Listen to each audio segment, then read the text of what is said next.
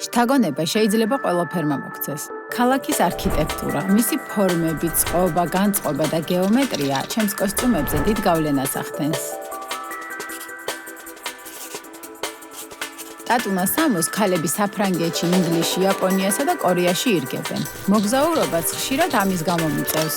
შეხვედრები, ლექციები, ვორქშოპები და ახალი ინსპირაციები. ჩემი მუდმივი მეგზური ამ პროცესში TBC კონცეპტის სამოგზაურო ბარათია. საქართველოში მოგზაურობის დაგეგმვისას და შემდეგ უცხოეთში ყოფნის ყოველ ეტაპზე სხვადასხვა გადახდაზე მერიცხება Miles and Smiles-ის მილები. ამით კი ვიცი, რომ ჩემი მომავალი პირადი თუ საქმიანი ვიზიტი საზღვარგარეთ უფრო სასიამოვნო და კომფორტული გახდება.